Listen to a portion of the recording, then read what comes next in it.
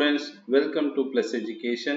இன்னைக்கு நம்ம இந்த வீடியோல என்ன பார்க்கறோம் அப்படினா CBSE class 10 chapter 5 arithmetic progressionல இருக்கிற ஒரு ரெண்டு எக்ஸாம்பிள் பார்க்கறோம். Example 3, find the 10th term of the AP. So 10th term கண்டுபிடிக்கணும்னா நமக்கு ஃபார்முலா என்ன? AN is equal to A plus n minus 1 into D. இப்போ first A தெரியணும். A is nothing but the number first sequenceல இருக்க first number. D is nothing but difference 7 minus 2, so 7 minus 2 is 5. அப்போ AN is equal to A plus n minus 1 into D formula எழுதிக்கோங்க. N நமக்கு தெரியும் 10th term. அப்போ A10 is equal to 2 plus 10 minus 1 into D is 5. So 2 plus 9, 9 into 5. So 2 plus 9 5s are 45, which is nothing but 47. அப்போ A10 என்ன வரும் அப்படினா 10th term will be 47. அடுத்து question என்ன அப்படினா which term of the AP 21 18 15 is minus 81? எப்போ வந்து minus 81 வரும்னு கேக்குறாங்க. அப்போ நமக்கு ஒரு AN ஓட வேல்யூ தெரிஞ்சிருச்சு. AN வந்து minus 81. A எவ்வளோ 21. டிஃபரன்ஸ் எவ்வளோ 18 minus 21 is nothing but minus 3. So AN is equal to A plus n minus 1 into D. So AN is minus 81, A 21, N அதுதான் கண்டுபிடிக்கணும்.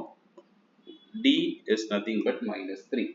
இப்போ இதை சால்வ் பண்ணோம். minus 81 equal to 21 minus 3n உள்ள multiply பண்ணுங்க. minus to minus plus 3. So minus 81 இங்கே 21 plus 3 24 minus 3n. So இதை solve பண்ணா minus 81 minus 24 equal to minus 3n. So minus 81 minus 24 minus 105 equal to minus 3n. இந்த minus 3 கீழே கொண்டு வந்துடலாம். So you will get இது நம்ம டிவைட் பண்ணா we will get 35.